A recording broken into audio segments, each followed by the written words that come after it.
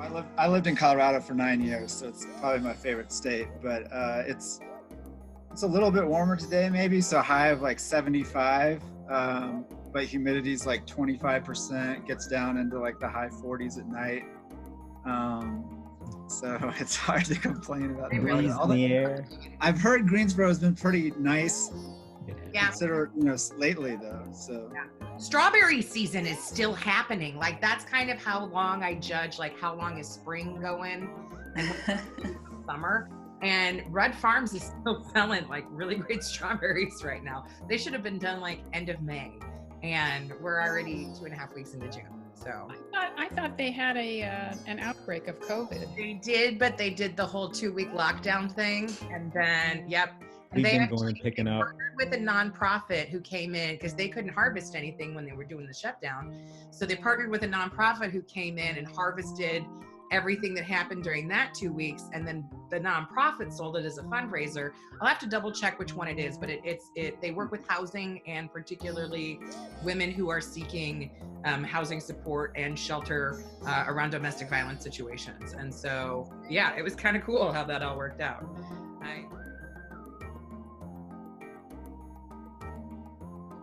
You are wonderful and awesome people, both of you. So SPOMA is in my department, which is, you're actually our first guest from one of our home departments, I think. It's true. Yeah. So welcome for that. And then Erica, like, you're one of my favorite people to have in meetings. And I realize we haven't been together for a really long time, but you're one of my favorite people to have in meetings because, like, you just have awesome ideas. And Oh my goodness, well, thank you.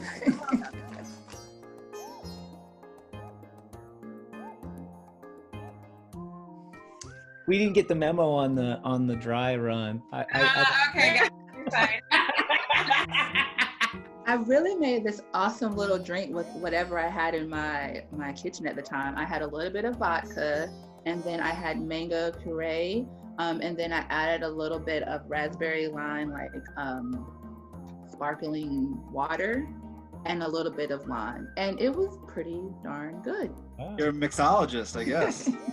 And it's freeform. I just like, I didn't want to do too much, so I was like, that's enough. I did have my milkshake. Oh, yum. From Cookout. Oh my goodness. I got a blueberry one. I've never had a blueberry one. It's pretty good, except there's lots of chunks of blueberries in it. So at one point in time, thankfully I was on mute. I kind of A sucked. straw. The price of improvement is failure. Welcome to Liquid Philosophy. Hello, everybody. We are back with season 3, episode 3 of Liquid Philosophy. We've made it here for one more conversation. And today with us, we have Spoma Jovanovic, who is a professor in the Department of Communication Studies, which is also the same department I'm in. So welcome, Spoma. And we also have Dr. Erica Payton, who is an assistant professor, yes? Yes. In the Department of Public Health Education, right? Correct. And so we are very excited to have you with us as well. We are going to get into some potentially difficult topics and conversations today. A lot of Spoma and Erica's work focuses on things like truth and reconciliation and how communities like Greensboro deal with racial injustice that has emerged in their past. Erica also focuses on violence and safety as public health issues in our communities. And so I'm going to give them a little bit more of an opportunity to talk about some of their research and some of the work that they do. And then we're just going to jump right on in and get through some of these difficult topics and talk about what we as university professors can do and what we as community members can do to be a part of this conversation. So again, welcome. We are excited to have you here with us. Spoma, would you like to go ahead and start off and maybe tell us a little bit about the work that you do? Sure. Thanks for having me. Nice to be here. Too bad we're surrounded by unfortunate circumstances these days as people, but I'm hopeful. So my work is really looking at, convergence of a lot of areas that coalesce around activism, free speech, and engagement within the community. And so particularly through the lens of grassroots organizations, what do people do? How do they talk? How do they organize to create what they consider a better world. So I've been taking students out into the community to partner with different community groups. I work with different community organizations as a participant as well as a researcher. And I'm heartened, I guess, right now, even in these really difficult times, at how people are organizing and resisting things in what's not a new conversation, right? For instance, in police accountability. I was thinking today, in fact, I think it was maybe 10 years ago, maybe even 15 years ago, the first class that I had that they decided to convene a whole final project on police accountability, brought people from the community in, brought other students in. So it's not a new conversation. Interestingly, we have a rich history here, of course, in Greensboro, connected to civil rights, and resistance is exemplified most often in the sit-in movement, and of how the students from A&T said, we will not stand for desegregated counters or spaces anymore. And I think that's a good story to tell, but there, 10 years later and 20 years later, we had other incidents also of resistance that weren't as peaceful, that had violence embedded in them, and in very similar ways to what we're seeing right now. Frustrations of promises not kept, of systems not changed, and people of color, and particularly African American people in the South, really getting the short end of the stick, and we somehow think that that's okay because we don't make any changes. So the people I work with are actually very interested and have been working for a long time to create changes in those specific areas. And so I think we're at a tipping point right now in our country, I hope, and I hope we will see major changes and advances in justice in the coming months, and I'm hopeful about that. I think you've got a really great point about us being at a tipping point right now, and I definitely want to come back to that for sure. But very quickly, I also want to give a chance to Erica to introduce herself. So Erica, you want to tell us a little bit more about the work that you've been doing both in Greensboro as well as any part of your public health career? Absolutely. So just a little disclaimer. I am aggressively introverted. So when I talk, I'm either super succinct or I just blabble on and I'm long-winded because I'm trying to get the words in my head to come out of my mouth. So I'm glad to be participating today. I'm glad that drinking is permitted because I'm looking forward to being a fun discussion, and that will help. But so I'm a public health educator. I'm from North Carolina originally, and so prior to getting my PhD in health education, I worked more in rural Eastern North Carolina, focused on health promotion. And as a health educator, we really have this goal to work with communities to assess, implement, and then evaluate different strategies or interventions to reducing community health issues. It wasn't until I was in my PhD program at the University of Toledo where I started doing work with my mentor in gun violence prevention. And I've always had an interest in looking at gun violence prevention as a health disparity, predominantly impacted by communities of color, so Black and Brown folk. But if I talk about where my current area of research is now, broadly, it's a focus on violence prevention. And I have a specific line of research that really looks at stakeholders' perceptions of different either current or policies that are being talked about that could be implemented to reducing firearm violence. And a lot of those studies have focused on preventing mass shootings at schools, for example. And so what do university presidents think about concealed carry on college campuses, for example?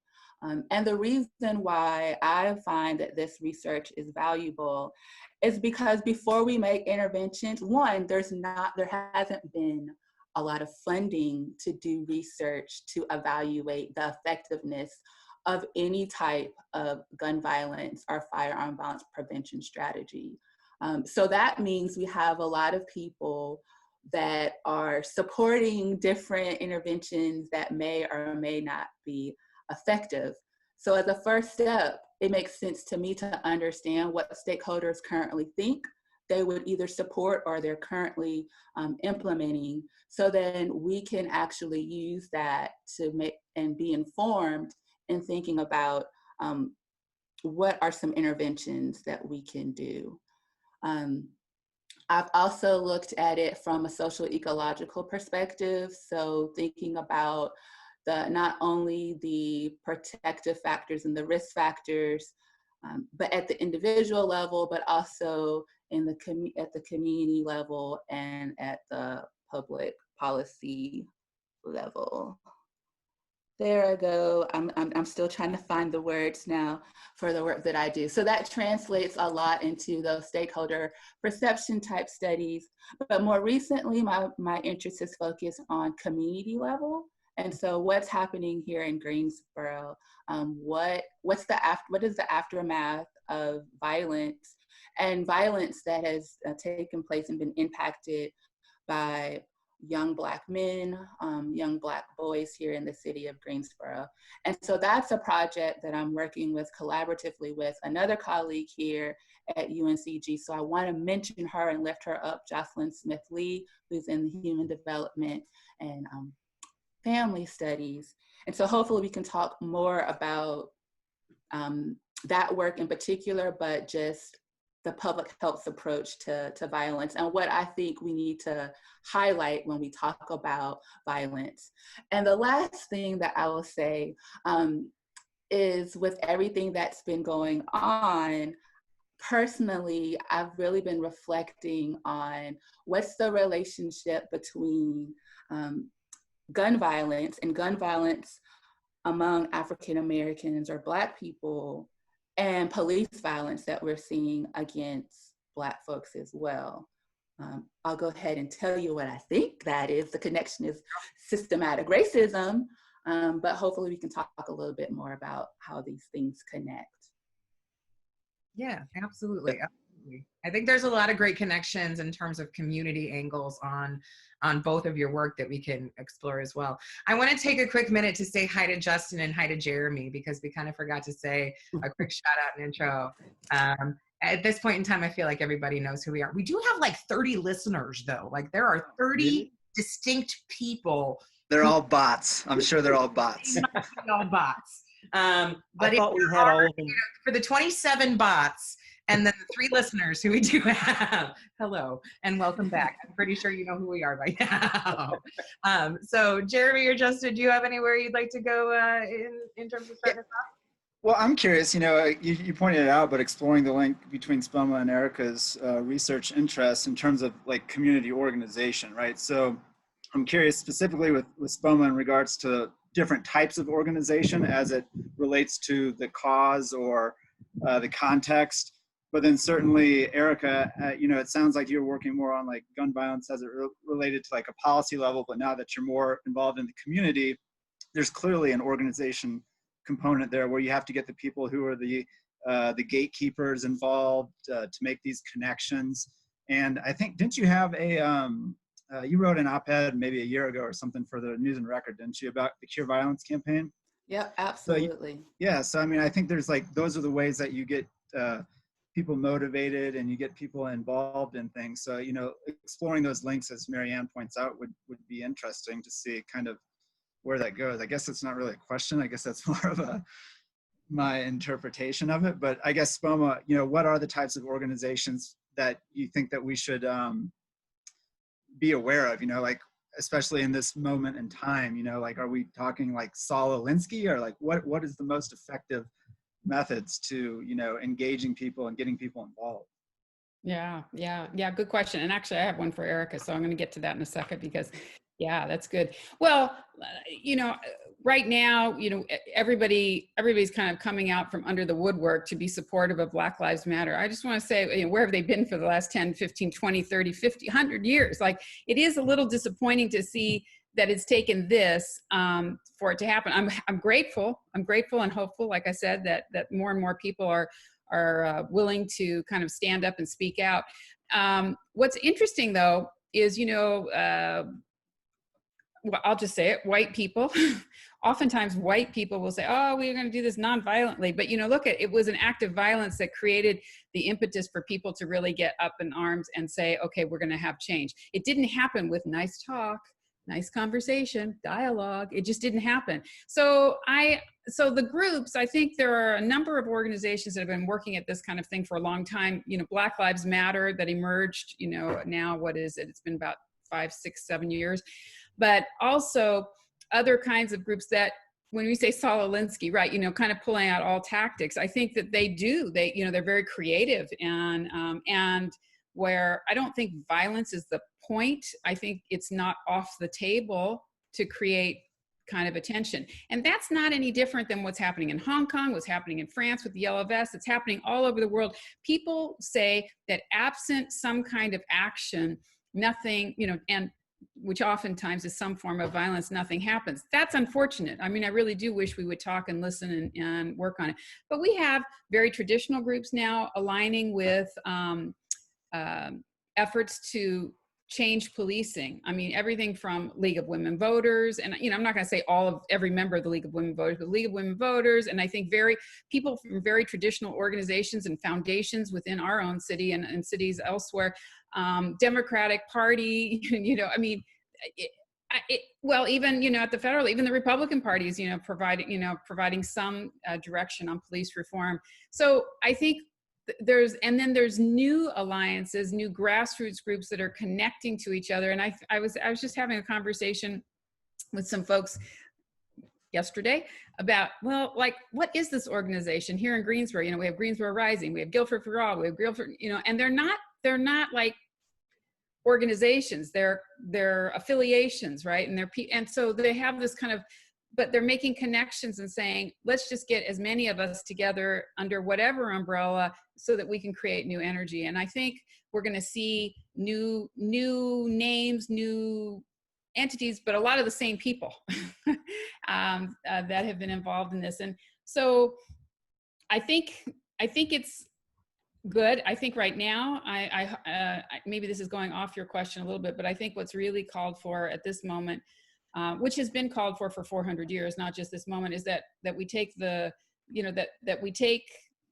and follow the lead of Black people, particular Black and brown, but Black particular, and Asian. I mean, lots of people, but not white, and say, what is it that you need, and how can we help, and how can we be supportive instead of being out the ones taking the credit, or how can we loosen the burden that falls oftentimes on the shoulders of people of color to do these sort of things. And so that's where we are now. Now I wanted to kind of jump back to Erica.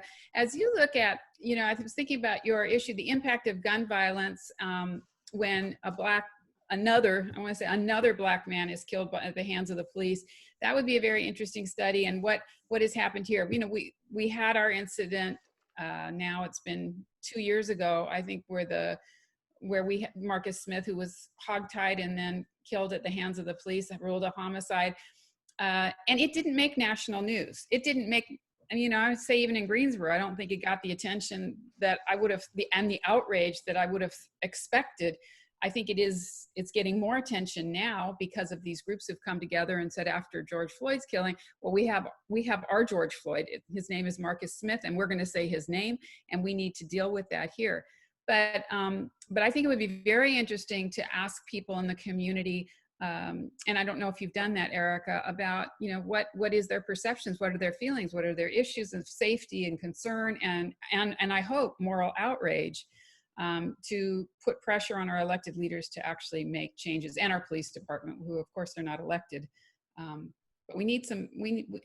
I'm kind of with those folks that say, reforming the police probably isn't possible anymore, that we need to start over. And I say that as a person whose first job was with a sheriff's department and very pro law enforcement. But it has changed so dramatically since the time I worked there. and become so militarized that I think we need to really rethink our priorities of safety. What does safety mean? And certainly it doesn't look like Black men getting killed routinely at the hands of the police. So Erica, I don't know, have you been looking at that here in our community? I don't know. Definitely with now the shift and prior to COVID-19, we were doing focus groups that were focusing more on just their perceptions of the causes and consequences of gun violence here in the city of Greensboro. Of course, because of COVID-19, we've kind of had to have a delay in continuing the data collection, but we're definitely thinking about now, especially how to incorporate some questions that are more centered around that. And especially for me, something that I've been thinking about, and this isn't empirical data, but it's just really looking on social media and the friends that I follow, some who are colleagues in the academy, some who are folks that I've just grown up with and are friends, this interest in and desire to own a firearm. And there's been an increase in first-time gun owners, in part because of COVID-19, but also now the continued killing of unarmed men. The question is, I should probably get a gun. And so my question for that is, okay, we're having these new gun owners, and I think wanting to have deeper conversations on why. I assume it's because of safety and not feeling safe, but also what does that mean? Like, I'm actually interested in what education do people have first-time gun owners on firearm safety, and is that a concern? What does that look like? Have people considered it? What are those motivating factors for being a gun owner for the first time? There was another point that I was going to make too, on just really feeling overwhelmed too with all of the information that's out there in social media, and thinking about you have this research agenda that currently, honestly, I was looking at teachers' perceptions of concealed carry and teachers having to carry firearms in school, because not too long ago, that was the big thing that everyone was talking about. And so now I think about, what's my role in this? And I think the last podcast or broadcast with Ann Parsons, she kind of talked about having a purpose and a legacy in the work that we're all doing. And so now I'm thinking about my purpose and my role and what's currently happening, but also understanding that I'm in an institution myself that, pushes me to kind of steer the course, because if you deviate any, that might have an impact on tenure. And I hate to even bring that up, but the last couple of weeks, I was really feeling troubled. And I couldn't put my finger on it. I knew I'd given myself permission to not watch the news for a while, because it seemed so close to the work that I was doing and the work that I care and value about, that I tried to watch less of the news. So I did that. So I knew that was troubling me. But what the biggest thing that was troubling me is that I couldn't just think about police violence and unarmed Black men, women, the trans community. I couldn't just think about that. I had to think about my family. But what really pissed me off was, at the end of the day, I was still thinking about tenure. And that made me think, is that even an appropriate thing to be thinking about right now? And why am I thinking about that right now? Was your concern with thinking about tenure is that you were prioritizing yourself as an individual over these broader social problems? Is that what was bothering you about it, or? what was bothering me was the push to continue working, that you don't give yourself a time for a break. You have it was this pressure of, I have a social responsibility as a Black woman that I feel that I need to say something, right? And even though my area of research really is not police violence at all, but because violence is in there, there's a certain level of expectation, or at least I put that expectation on myself, that I needed to know when every incident that took place, and I needed to watch it, and I needed to be prepared to have a comment on it. And then I also still needed to find time to write, because, you know, they say that publications, that's like your money, right? In academia, yeah. So it's trying to navigate all of those different feelings and making sure that I feel that what I'm doing, I'm meeting the metrics of the university and the institution, but I also feel like the work that I'm doing feeds my soul and makes me feel that I have identified my role and I'm walking in that. Your purpose, right? My purpose. Well, you know, I think going back to your point about, you may have started off doing research on teacher perceptions and concealed carry. It doesn't seem that far of a stretch to me, by the way, between that and police killings. And I'll tell you why. I mean, I think there's this, and actually it's interesting, kind of your point about more first-time gun buyers. You know, so on the one hand, we have the, you know, the Florida situation of the youth coming out and saying, we need to be safe in our schools, right? We can't have guns. We don't want guns. We want gun legislation to limit guns and that sort of thing. And that makes a lot of sense to me, you know. And yet that's juxtaposed against many of those same kids being out in the community and being targets right now.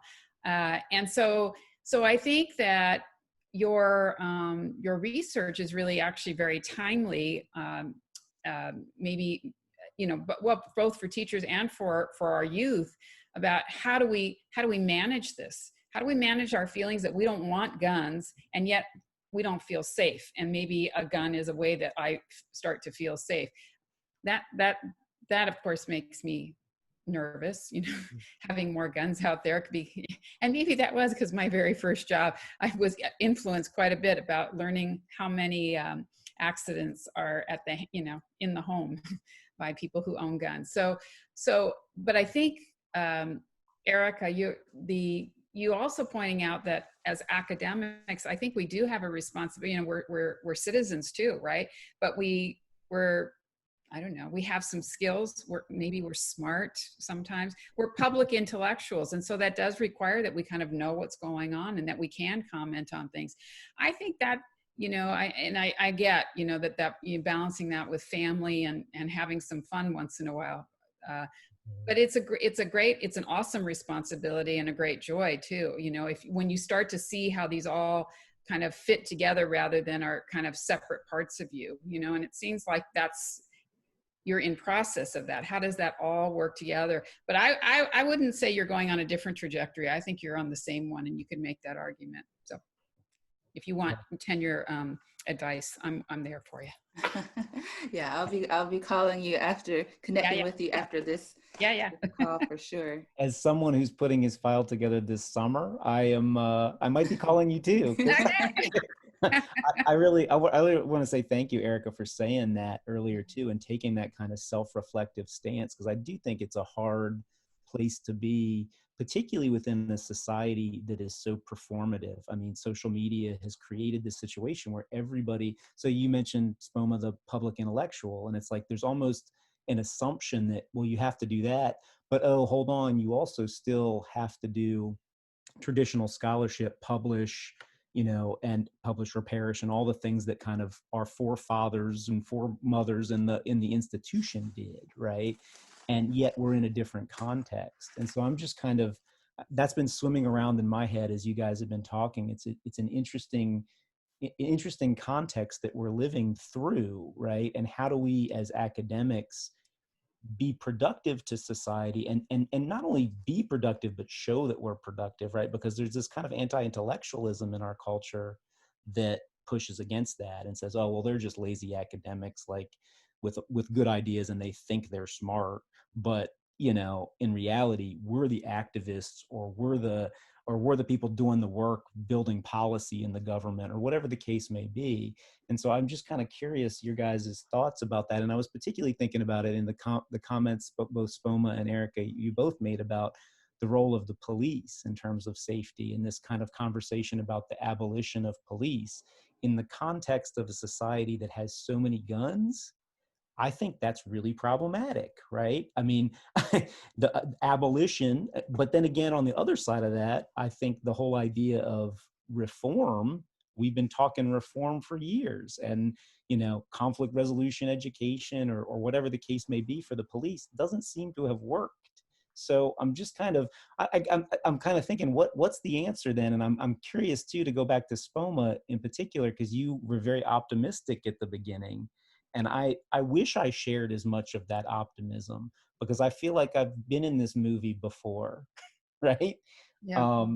And I mean, and I don't want to come off as completely pessimistic either. I have an optimistic side to me, but so I'm curious, like, how do we move forward? How do we maintain that optimism? Yeah. Well, just to, at least from my vantage point, I don't think it means getting rid of the police altogether. I think it means getting rid of the structure as it exists right now and starting over. And so there'd probably be some interim kind of thing, but then saying, okay, and I don't have the answer either, but, you know, here's the thing. At least in our department, communication, we kind of like the idea of bringing together the activists, the police, the, you know, the city officials, the residents, the Black youth, the, you know, all of us, and sit down and really work through and talk about what is it that we want, what is it that we need. I'm very hopeful. Let's say Guilford for All right now, you know, I don't, they've developed a series of, I don't know what they are, posters, memes, whatever, you know, imagine, right, that your car breaks down and a police officer or somebody comes and helps you fix it rather than, you know, hauling you away for having, you know, your tags or your lights out, you know, getting a ticket. And imagine, you know, I think, what was it, you know, that you are homeless and somebody helps get you situated somewhere instead of, again, ticketing you for nuisance or something like that. I think we have to talk about that. And I think we're ready to talk about it. And a lot of people are ready to talk about it. I think some people have been ready to talk about it for a long time, but now we have a lot of people ready to talk about it. So if it's true, it could fall flat and we go back to exactly the way it was. But you know what? I think this is my joy of working side by side with activists. They really hold out a lot of hope, right? I mean, they wouldn't continue to push as they do if they didn't have hope. And so that kind of rubs off.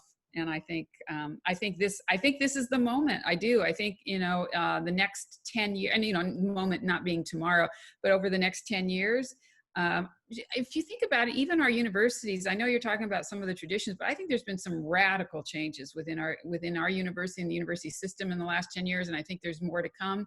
And I think these are good, you know, kind of catching up with some more contemporary thinking, you know, whether that's about community engaged products as part of your tenure package, but also some of the platforms by which we speak and write, that those may not necessarily be research based, but have a contribution to make.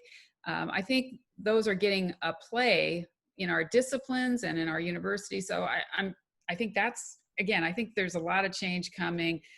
And you know, it feels like it. So I went to the protest, what was it, on the 6th, the big protest after George Floyd, and organized by young people. So, you know, for a long time, you know, I'm thinking, oh, you know, we got to get young people going. And some young people were certainly out there, but a lot of them didn't, or, you know, haven't seemed to have the courage, confidence, skills, history, knowledge, whatever it is. And so, you know, that's something that we can help with. But at that event where so many thousands of people, and I tried to, not social distance, physical distance, keep my distance from other people. But there was a spirit there that was very different than other protests and rallies that I've been at, which was I don't know, they were really, it was giving. It was fully giving. They were handing out masks. They were certainly registering people. They were asking if you want stuff, but it wasn't, and there tons of food and water, and just that notion of caring for one another in a way that I think in a lot of past protests and rallies, it's, you know, what can we get out of all the people there to do next? And that didn't seem to be the, I mean, you know, that was available, but it wasn't the main message. The main message was, we're here together. We, you know, let's do whatever feels right for you. And maybe that's a benefit of COVID too. I think, you know, a little bit more compassion and understanding that we all have different circumstances that we are facing.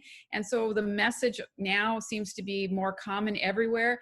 Come if you can. If you can't, you know, we'll figure it out. Boy, I don't remember that one, you know, when I had a deadline due before. So, so those are hopeful moments for me, I think.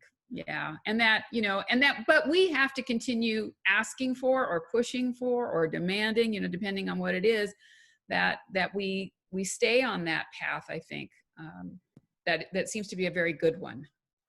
So, you know, I'm curious about like organization. It's like, you know, where's the organization in organization, right? So where's the leadership come into it? You talk about getting different groups of people together to talk about problems related to systemic failures and systemic racism. So obviously you can't have 300,000 people in a room, so you have to choose representatives, right? So where does that leadership, those chosen representatives, who gets to speak on whose behalf, who gets to hold, you know, the power, or in Jeremy speak, what's the talking thing that you do in your circles? Talking piece.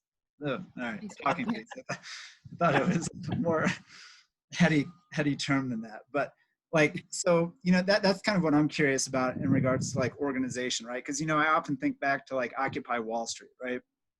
And there wasn't an immediate product of Occupy Wall Street. I think you can make some arguments now that the conversations that were started on such a mass level have really permeated like the dialogue throughout, you know, society now, but there wasn't like something happened, right? You bring up Marjorie Stoneman Douglas, right? March for Our Lives. You know, there were some changes at the state level in Florida, and I think there was some consideration at the legislative level. And we talk about like Greta Thunberg and climate change, right? So like, where's this you know, is there any organization in these things, you know, the organization around social causes? And if there's not, you know, where does that lead us? Is this just energy that's being burnt up and goes into the ether? You know, like, how does it translate to action? And I'm not saying that to be critical, but I'm saying that out of, you know, for provocative, maybe a little bit, but also for my own edification. I know Spoma's going to can answer that question better than I can. But one of the things that I will say in just my recent experiences is, well, so even now, one of the things I'm trying to do is identify who are the people that are doing this work. I participated in the morning drive for George Floyd last Tuesday, who was organized by Black Lives Matter chapter here in Greensboro. And one of the things that I learned is that they have demands, and it's very organized and very strategic. And sometimes some things aren't shared publicly by some of the organizers in actually trying to protect their well-being from folks who might want to do harm because of the work that they're doing. But they have demands and they're very connected. And for me, it was more of plugging into and learning about the different groups and organizations that are here and showing up. And then once that trust is there, you tend to learn a little bit more. So, and I think back five years before I was even here at UNCG, and Black Lives Matter was more of a hashtag to me, I was asking some of the same things, like, okay, so like this seems like a social media phenomenon. What are the ask here? And I realized I was saying that because I hadn't made those connections with groups at the time I was in Indiana. I didn't know anyone in Indiana who was actually had a part of the Black Lives Matter movement. But now I am learning that it's very strategic. There are demands. They're working with other people and other organizations. Someone's knocking on my door. I'm gonna let Spoma jump in because I don't know why someone's knocking on my door. Yeah. Yeah, I actually don't have an answer. I have thoughts. So I think there are organizations around, and like the morning car caravan was organized by one group, but in connection with other groups. They were all promoting, all different groups were promoting that event so that you could find out about it. And I think actually they're more loose-knit groups, and Occupy too is an example of that, where more democratically created and shared. I think a natural piece of that is that things won't get done the same way as having an agenda marching forward. In fact, AAUP is a good example of an organization that is an advocacy one for those of us in the professoriate. And I think they're very specific, you don't do anything without an ask, you just, and I don't think that's very attractive to a lot of people, frankly. So I think it's attractive to some, and it's helpful and useful and can be a great resource. So I think all of the different iterations of organization, tight and strong and ready to go, and loose and changing and reforming, I think are good. Occupy, I think was, as you mentioned, I think it was phenomenal. I know a lot of people say, oh, it wasn't successful. I think quite the opposite, that you get that many people together talking about raising the consciousness, things that a group that only focuses on action will never do, mass consciousness and changing the conversation. That doesn't happen in that, let's get this done, this done, this done. So anyway, I think there's places for all kinds. Now, having said that, I do worry about, kind of back to Jeremy's point, will things go back to will we just talk and then things will end up being the way they were? Because the power structure is organized and can, reclaim the narrative pretty quick and just grab it, and even because they've got the microphone or the, or the media or the or the money to spend on all those things, can say things and as if it's true. And so I think that's a problem. So I think having an organized resistance to that kind of stuff is really important. So I don't know that there's any easy or clear answers, but I do know that people need to be able to participate in the ways that they want to participate without having to do all of it, and without having to come to a meeting every week for the next 10 years of their lives. It doesn't work. We live in lives that are so complex. We have our families, our jobs that are demanding. So we've got to have that's again what I appreciate with what I'm seeing, all the different ways in which people can kind of jump in and then step out as they need to. So hopefully there'll be enough like you all that and I know you all are doing things like this, that you take a piece of something and people know you and can turn to you and say, can you help me? And you can. And that, I think, that's building capacity in our communities, the more that we can spread that. And I think that's a very positive step. I think it's a lot, like, I'm going to get nerdy for a second. Like, I usually don't go hard in on the theory, but I'm going to do it right now. But it's like Deleuze and Guattari in terms of like rhizomatic approaches to things, in terms of things are going to spread. I've got a piece I wrote with a community partner where we talk about it. To give a specific metaphor, we talk about mycelium mushrooms and about how like there are mycelium nets under the entire planet that are like linking us together in certain ways. And we don't even see how they're operating. And so in many cases, because we're in such an instant gratification society now, it's like we expect a solution to happen. So George Floyd and Breonna Taylor happened. It's like, all right, we need the solution to it. And we don't always realize that things are happening, even if it's not the outcome that we want right now. We are moving toward changes that oftentimes are going to take a very, very, very long time to implement. And I think that's kind of what keeps me going in the organizing sense of it, is that when you're trying to do some of this grassroots kind of work, you're not doing it from this authoritarian perspective of, we're starting off with this structure and you're all going to abide by it, and that's how we're going to do this change. It's everybody's starting off in their pockets. And if you get lucky enough that you happen to overlap with the right people at the right time, you can move something. And so I think that at least for us as communication folks, it's like, let's keep those conversations going, because I want to touch on one other thing that Spoma brought up in terms of there's going to constantly be pushed back from the people who hold the most power. And for me right now, the things that I'm grappling with are really around economy and currency. And some of this even goes to your point, Erica, about tenure, in terms of like, that's our currency, is our productivity as scholars. And so when we want to take a break because we need to, because things are overwhelming, or when we want to change a research direction because we think we need to explore something differently, sometimes we have to hold back because we're still making those decisions through that frame of, my currency is my productivity. My productivity is measured through the number of peer-reviewed journals that I have, so that's where I've got to focus my attention, even when it doesn't feel like those are the outcomes that matter. And so that's where I'm grappling with things, is that I want to push back on not necessarily the tenure piece of it, but it feels like whenever we're making moves, as soon as the economic discourse starts to come into it, it's like that's what disrupts it in a way that takes away a lot of motivation. You saw it happen with COVID, in terms of, in the very, very beginning, I was hopeful. I'm like, maybe this time we're going to actually take care of each other.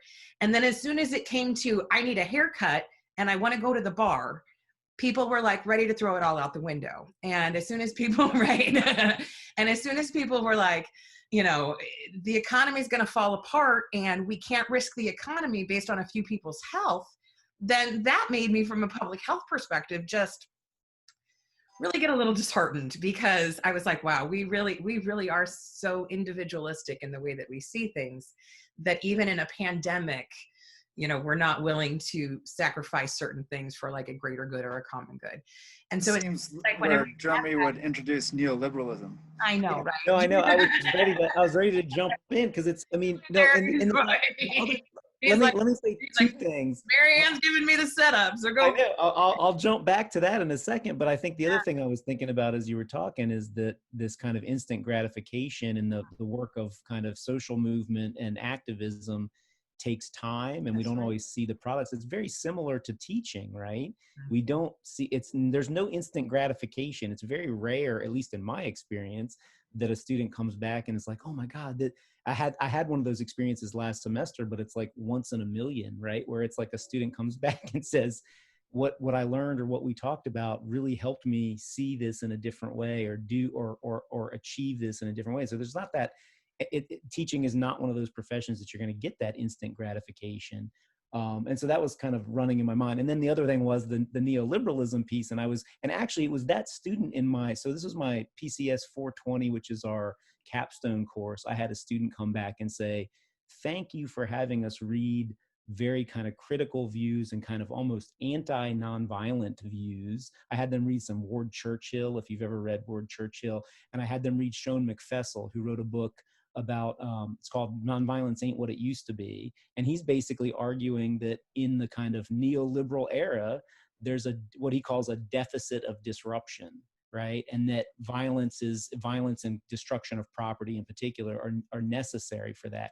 I personally don't really agree with his argument, but he makes a very strong argument, and he makes it hard for me to argue against it in some ways in the examples that he uses. And he uses Occupy Seattle as one of his examples.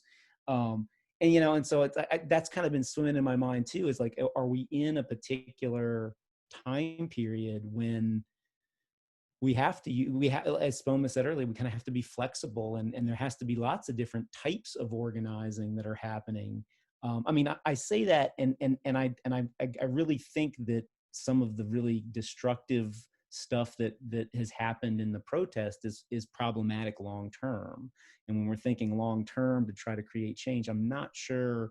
I think that changes the narrative in a way. And you even heard George Floyd's brother out at the site of his killing, kind of making that same argument. Can't we all just not destroy shit and get along? I mean, it's kind of almost like it sounded, I was reading about it actually in the New Yorker today, and almost sounded like Rodney King, and had these echoes of kind of the Rodney King, can't we all just get along?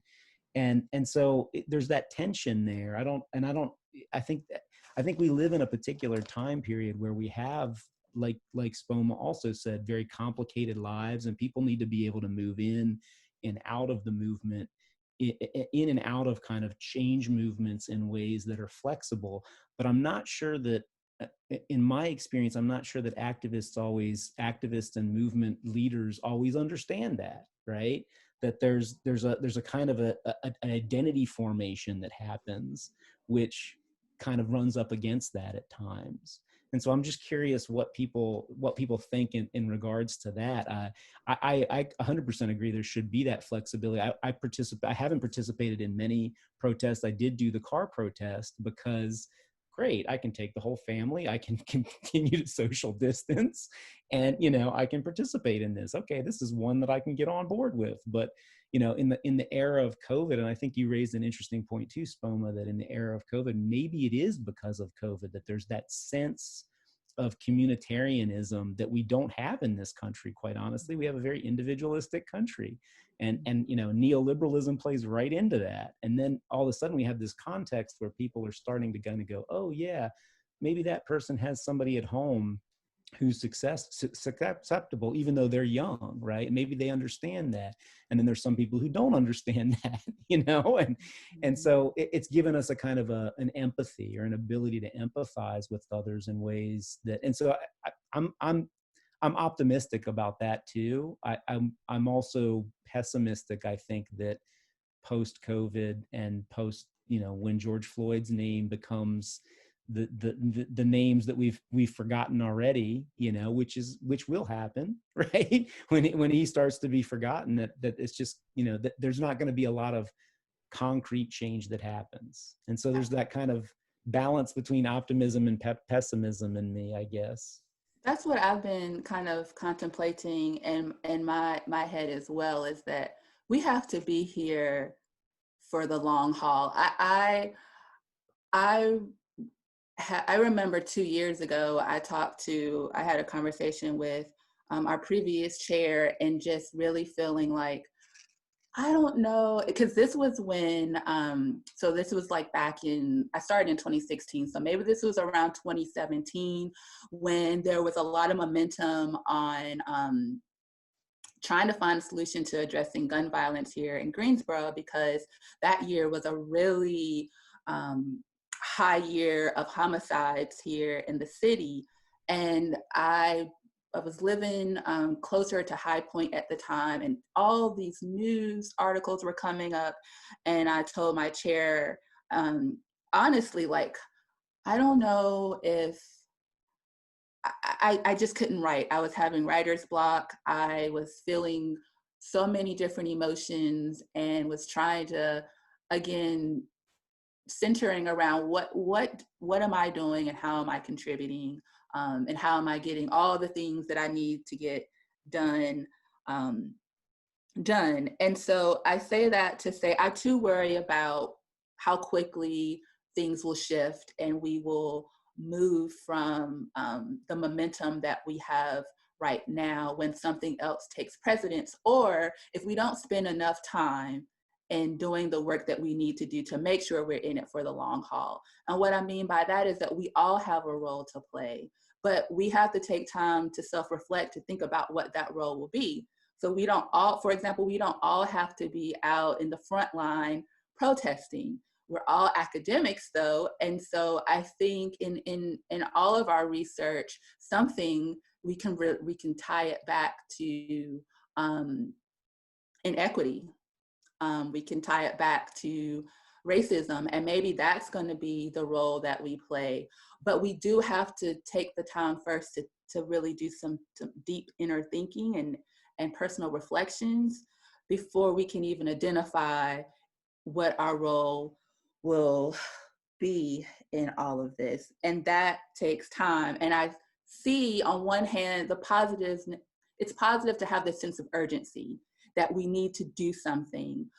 So there's been a lot of organizations, our institution, our department even issued out a statement, and the statements are all very similar in talking about the need to addressing and dismantling racism. Some have even identified action steps. But we have to make sure that in that sense of urgency, I think part of it is we want to feel better. Like we are like, oh my gosh, we missed the boat on this. How could we have missed the boat on this for so long? So there's this urgency to say something, which is a good first step. But when you think about being this in the long haul, there has to be other steps that move us beyond just that statement. And the actions then have to reflect what's been included in our statements.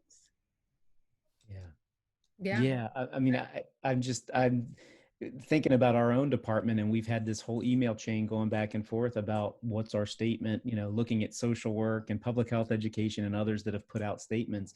And, and we're in the process of doing that, but it's a slow if you're trying to get a collective group together to do that, and especially of academics over the summer, it's like, it's been frustratingly difficult, but at the same time, there's a few of us who've wanted to push further and jump into that urgency. And so and then I love the point that you just made, Erica, about how much of that is about us, right?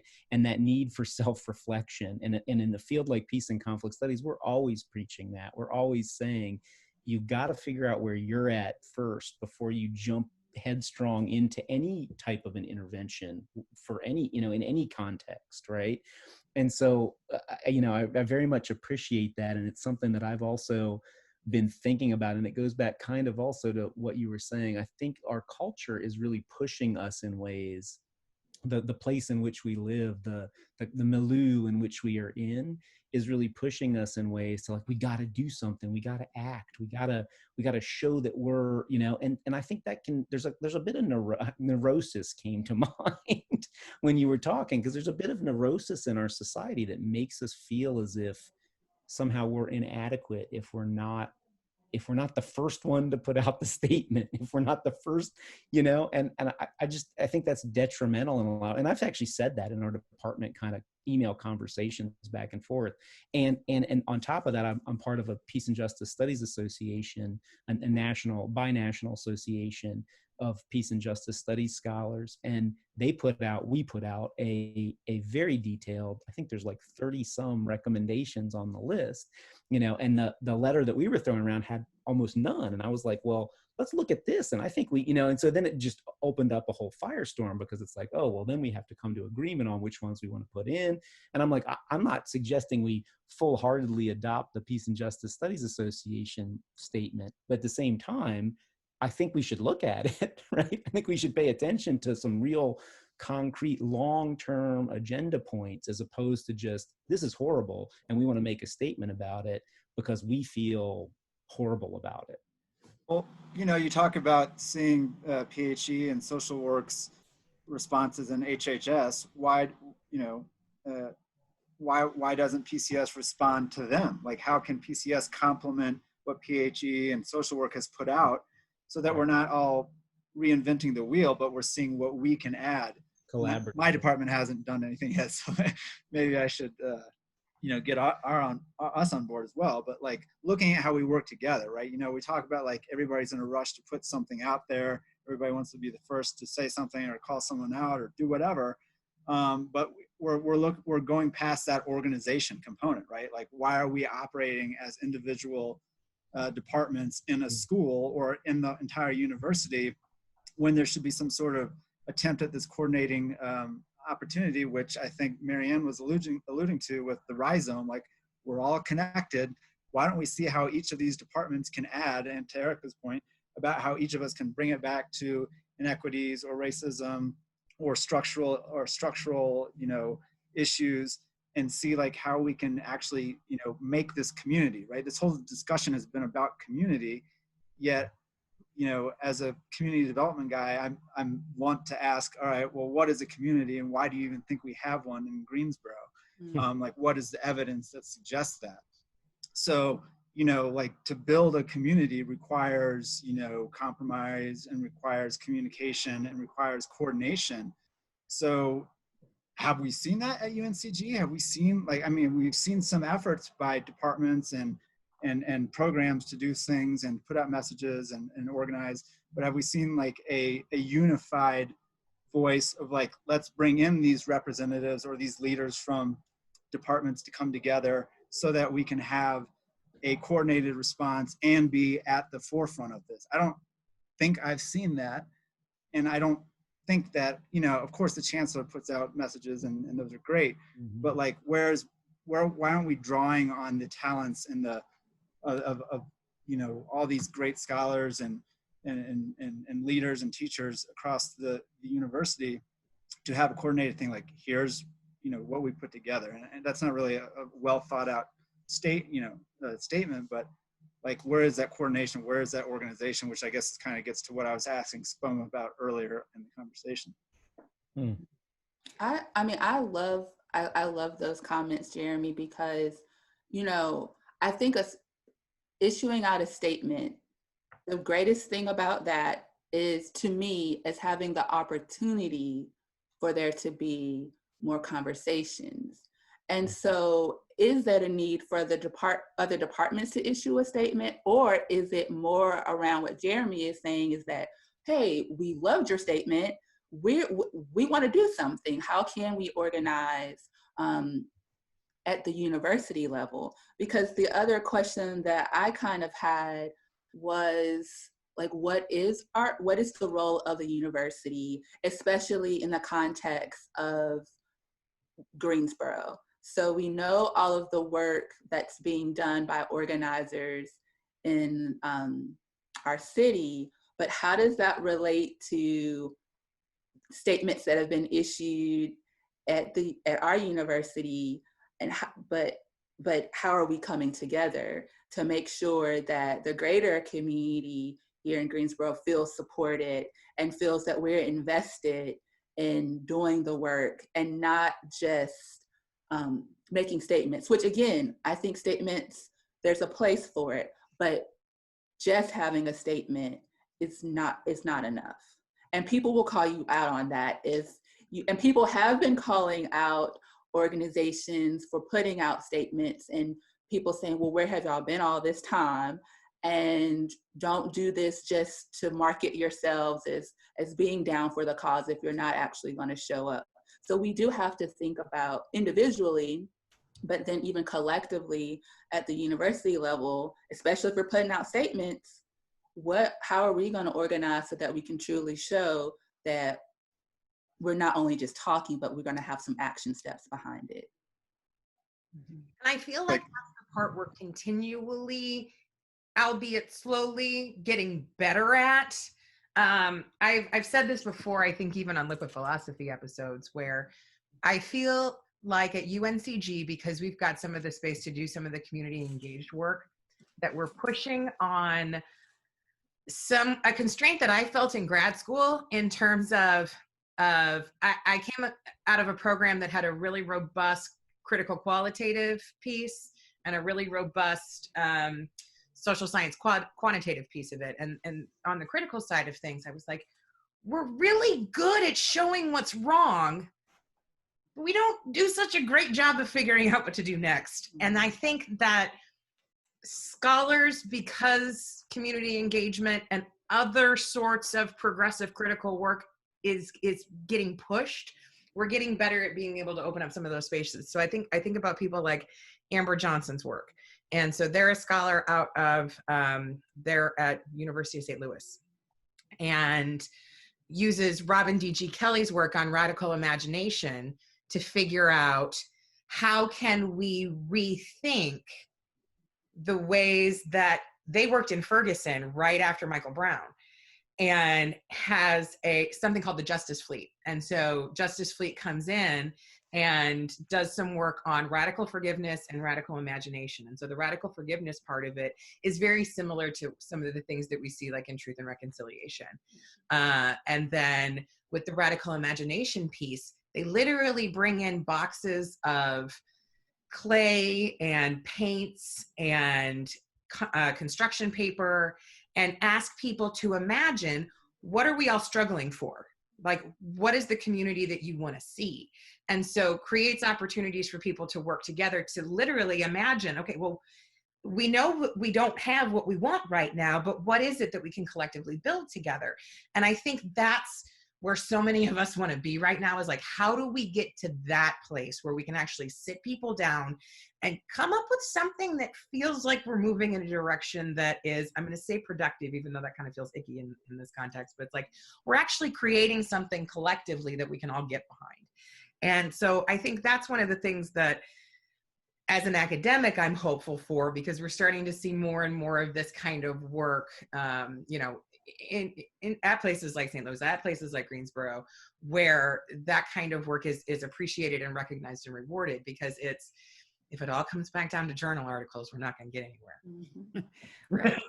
Well, and, you know, and building on that, by the way, I mean, I guess I do think that there are people doing that kind of work that you were talking about, Justin, about asking and building upon, maybe not right now on this statements thing so much, but for instance, when Ferguson happened, a team from Ferguson came to Greensboro and sat down with us to talk about how will they deal with Truth and Reconciliation and the issues, with Michael Brown there. I got a call last week from Austin saying, our police forces, we got some major problems. I don't even know where to start.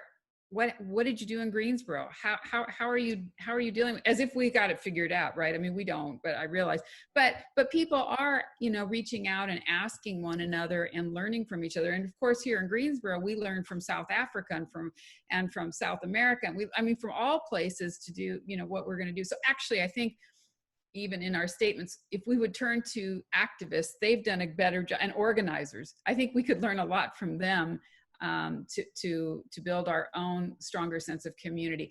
I think, kind of like Marianne, I would say maybe we're getting better at. We have a long way to go. But for instance, at our own institution, spent a lot of time in focus groups on branding. Yeah, I didn't see those same focus groups on how we're going to respond here, but maybe it will come. Maybe.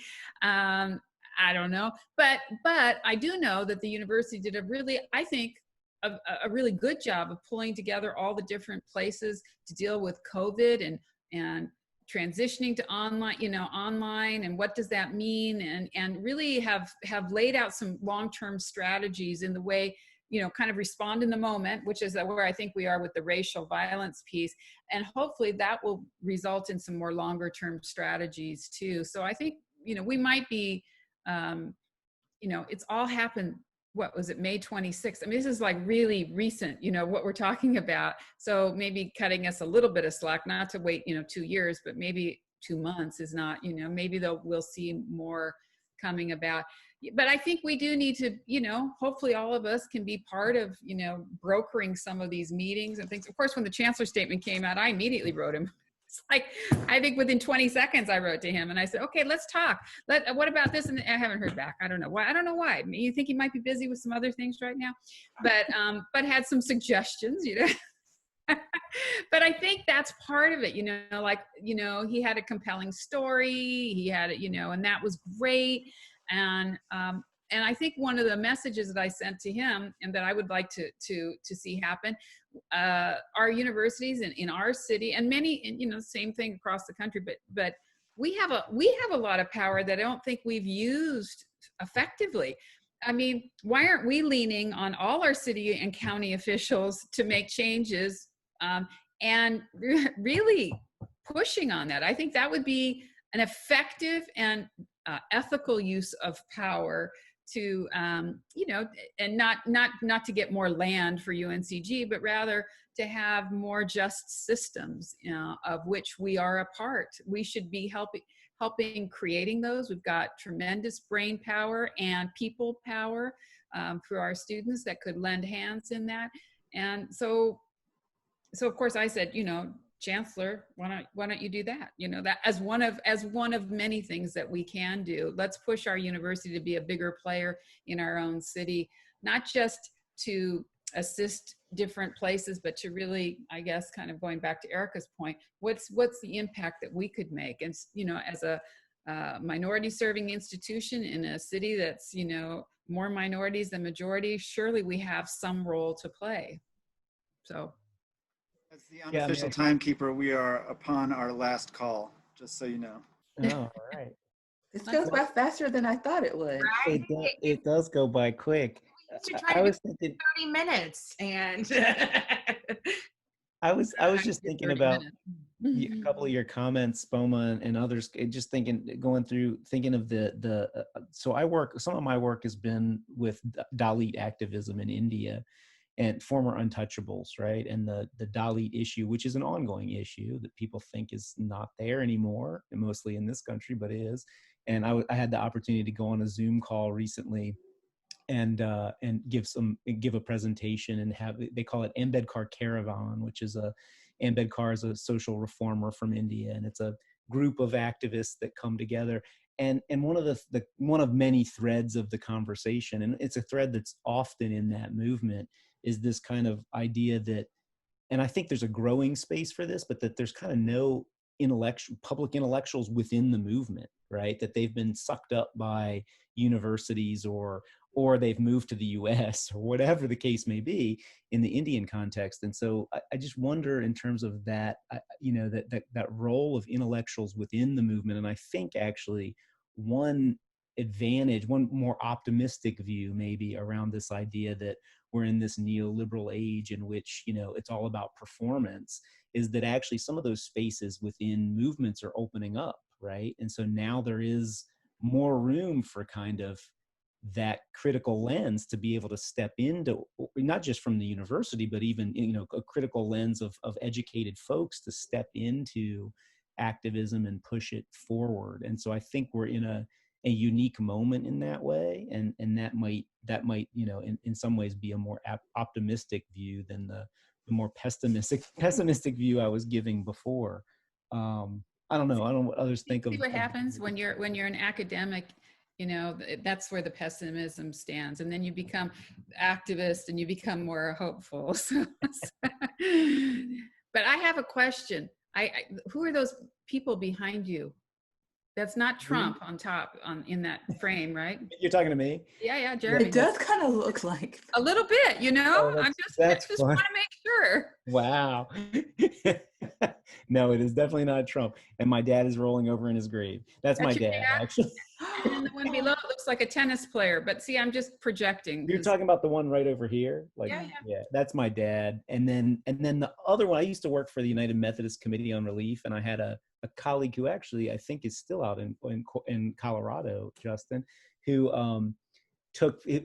she was the head of the desk for the Africa region, which was like the entire continent, and she took that picture in Liberia, and I don't know, maybe I can show you. It's a cute picture. There it is. Okay. I don't know if you can see it. Yeah. Oh, it's a little girl with a spoon in her mouth.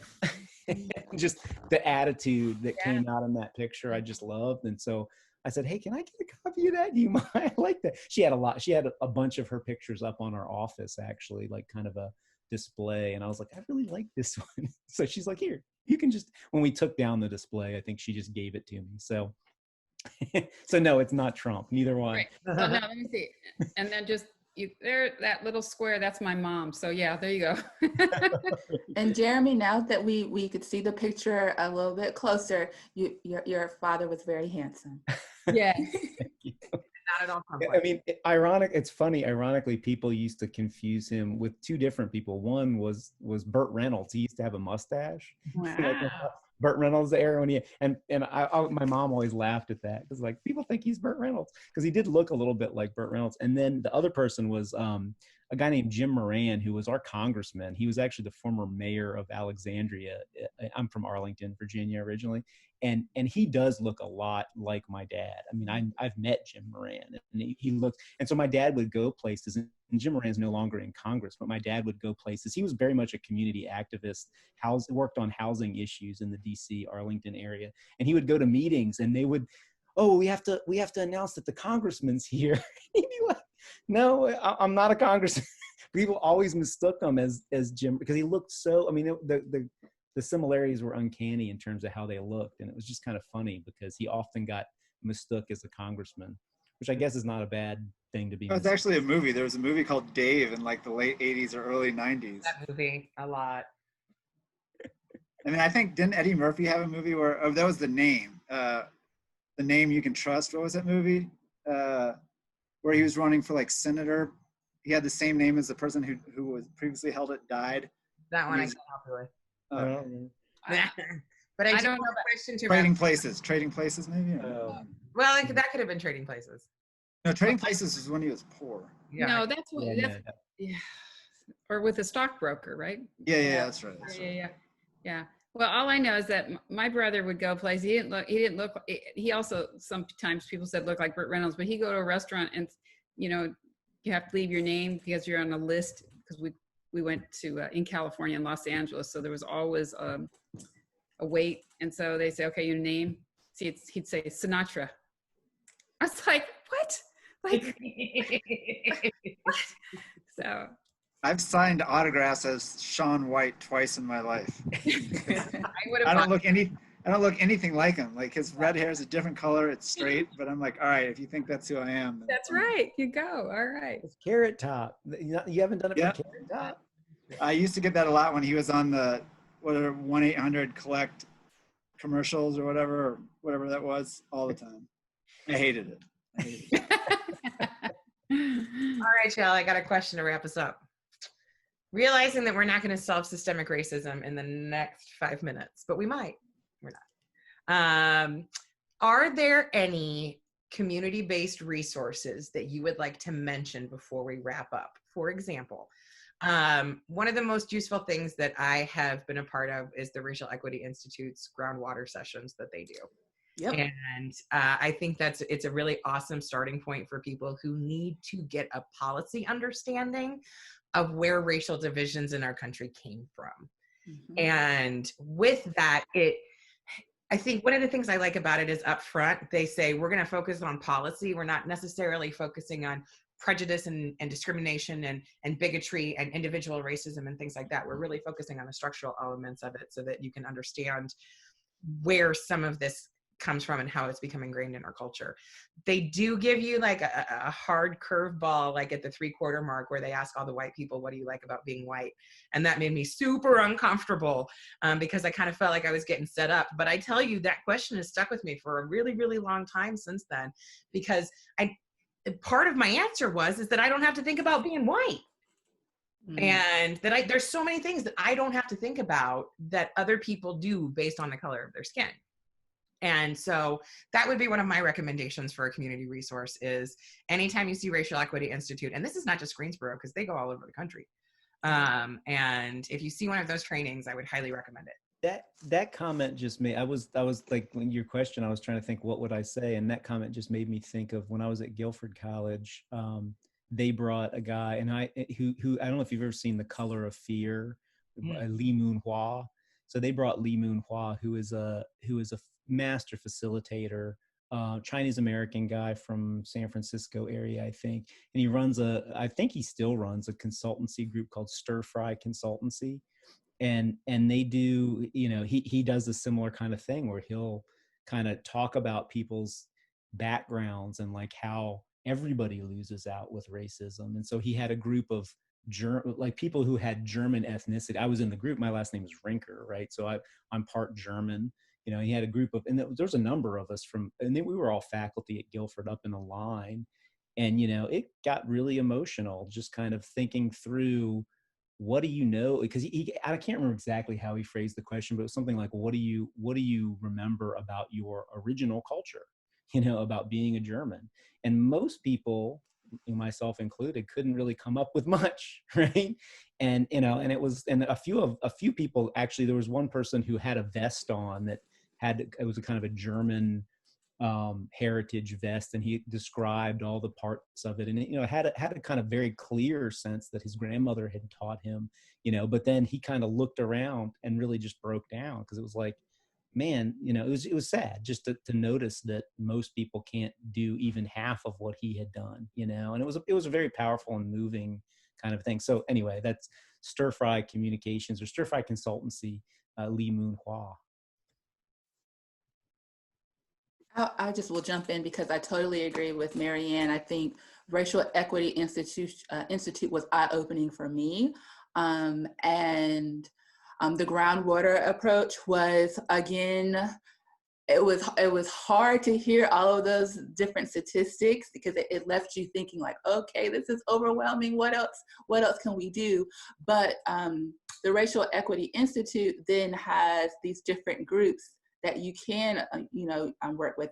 I'm going to probably call them wrong, like GARA groups. And I think they have like a white caucus and a black caucus where white people get together and talk, and then there's space for black people to get together and talk and think about action steps. And it's very much so looking at dismantling racism. And then they have these opportunities where they do come together to talk about these things and to action plan. So I think that those are really great places to plug yourselves into or go to the training.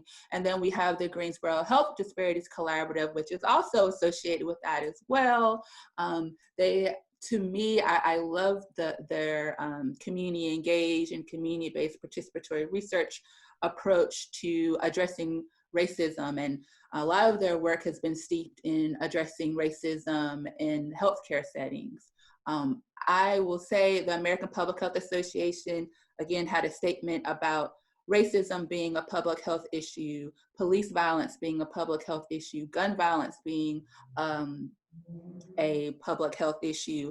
And I think for us, whenever there's opportunities to include an equity lens or looking at inequities in our topics of research, and also when there's opportunities to include a component that looks at racism, I think that's critically important.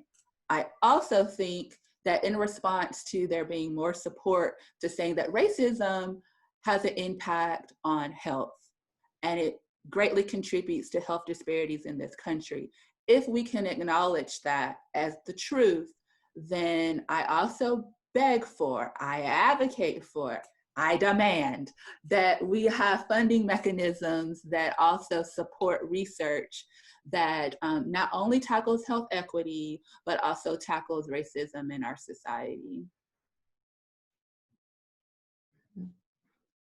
Excellent. I mean, I think, everybody, yeah, exactly. Everybody's given such great resources. And I think the other overlap that I don't think we want to ignore is that race can't be separated from economics and the impact, certainly health, but in every aspect, the environment, in food, in housing. So that brings us back to, I would say, somebody like William Barber and the Poor People's Campaign. I think, all of these groups, people, they have sympathetic views, and I think, however you hear it best. For some people, it will be reading a book that they get it. Another, it's going to a workshop. It's being active with an organization. But I think all of those entities and people and organizations and structures and our university, hopefully we're talking about it in every single class and not just in some of them, that is the way that the message gets across. So yeah, you're right, Marianne. We won't solve it in 5 minutes, but if we tackle it from all these different ways where the light bulb goes off for those, from different sources, I think we'll get there. Oh, and can I add one more thing? Because I forgot. So, and this is something that I'm even trying to do now, is find a community to connect with where you can have these discussions. And there's lots of them here in Greensboro. I forgot to mention the Beloved Community Center, who I know lots of people on this call have had some interactions with, but that would be anybody that picks up the phone there, I would just say, hey, what could I do? What do you know? What's happening? What events are going on in our city? And the last thing that I will say, because I think we're out of time, is that it was just a reflective point for me. 2 years ago, I wrote something on my whiteboard in my office about navigating scholarship, activism, navigating scholarship, advocacy, and activism as a Black academic. And that was really just like where my headspace was. And ironically, last year, I erased that off my board, and instead I put up like this paper to publication pipeline thing where I was trying to like map out how many articles I had and moving them across to visually see like progress that was being made. And not that I think that that was a bad idea, because that is the currency of academia, but I am pushing back now to remember that it is totally okay, and I still need to be on that journey of navigating scholarship, not only scholarship, but also advocacy and activism as well. That's the thing, that's been the kind of the highlight for me in all of this, and the positive aspect of it is that I can do all. I'm gonna try my best to do all.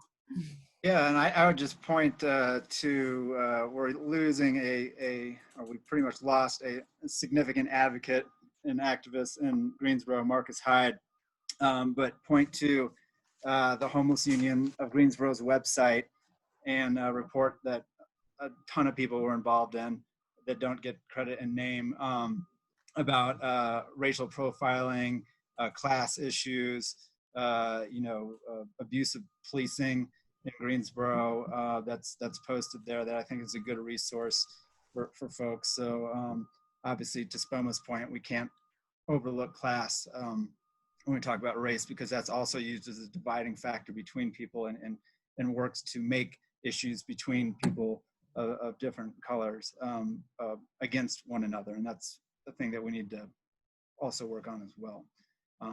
That would be what I would add. Good. Excellent. Thank you all. I feel like this has been a really excellent discussion on many levels. Yeah. And hopefully we've given our listeners lots to chew on and lots to think about, and a few resources to even start plugging into some of the conversations in some meaningful ways. So thank you all for joining us. As with the end of every episode, we don't know if we'll be back for another one, but we may be. And so thanks for joining us again. And hopefully we will see you all next time. Stay safe. Enjoy your summers. And maybe we'll see you all again in August in some fashion. Thanks so much. Thanks, Spoma. Thank you, Erica. Cheers. Thanks for joining us for Liquid Philosophy. We hope you've enjoyed your time thinking and drinking with some local college professors about what we do and why it's important. We do take the topic of drinking very seriously, and we want to make sure that no one is out there drinking and driving. Stay safe, y'all. And if you feel like you're having a problem with alcohol or other drugs, please contact your campus health department or talk to your doctor. I should probably also mention that the views of Liquid Philosophy hosts and our guests do not necessarily reflect the views of the University of North Carolina at Greensboro or the UNC system.